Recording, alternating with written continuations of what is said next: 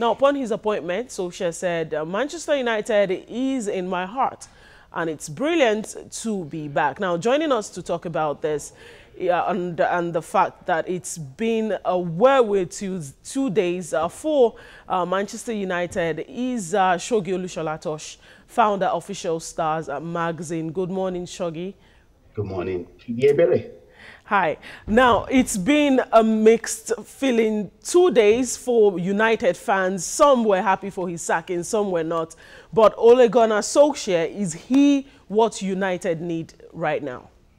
yes, I would say what they need because who else is out there? A lot of people have criticized the way Man United, especially the boardroom, have conducted themselves, and it's so easy hindsight, but you never know how things are going to be. You appoint someone, and there's a lot of factors that goes into it for you to know if there's going to be success or not. But rumors about Zidane, rumors about Pochettino, who obviously, Tottenham will not just let go easily like that. You need 42 million to get him probably in the summer. That's if he wants to come. Rumors that he might want to go to Real Madrid. So the best thing is just to steer the ship, and just calm everything down, which was obviously what was going on, when Mourinho was around. Ole Gunnar Solskjaer, he started his career, actually, as a manager, at Man United before, went out to Molde, went to Cardiff, didn't do too well, went back to Molde. They're playing good football, and I think what they need right now is just to calm things down. There's a lot of players that are stalling on their contracts. A lot of things going on, even rumors out, Pogba, when he had at the training ground, he was screaming, and Michael Carrick coming down that no one is bigger than the club. So a lot of things going on, but I just feel like with Ole Gunnar Solskjaer, he might calm things down. And then you've got the wise head of Mike Phelan, who was an assistant to Sir Ferguson for many years. So that might just calm things down, and at least to the end of the season, and then they'll be able to assess what they really need to do.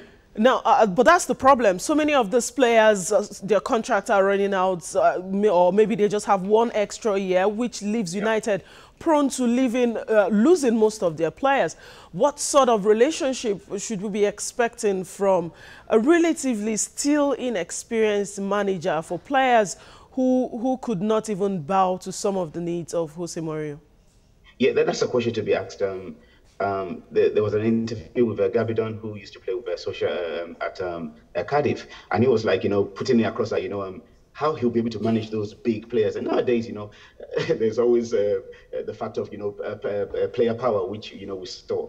And we saw at Chelsea and saw at many clubs.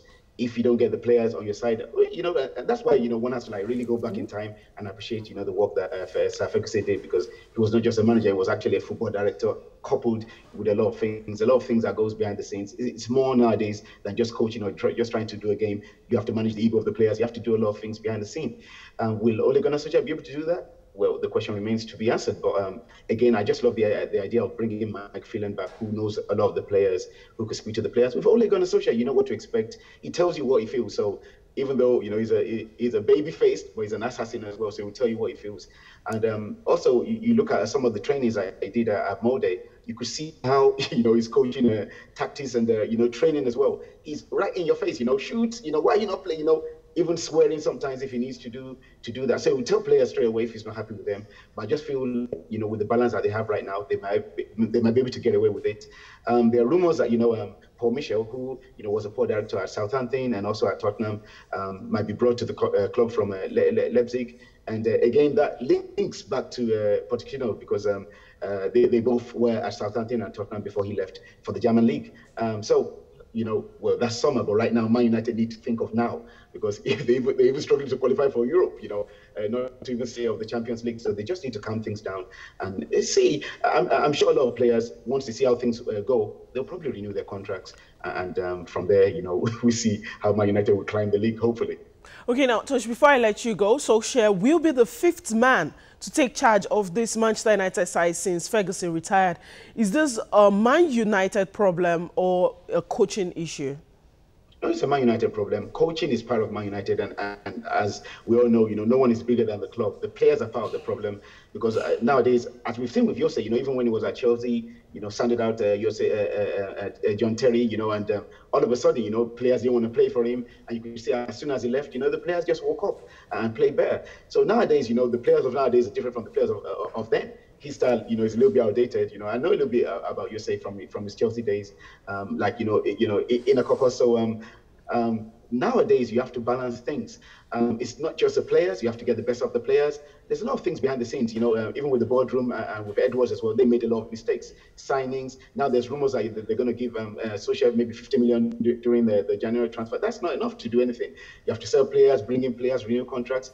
So there's a lot of things that has to come together. As we tend to watch football and, you know, just expect players to click, we forget that they're human beings. So if you don't make the players happy, if you don't do a lot of that work behind the scenes, I'll just give a quick example. I remember when Fergie was still, the manager of Manchester United, and they wanted to get Smalling.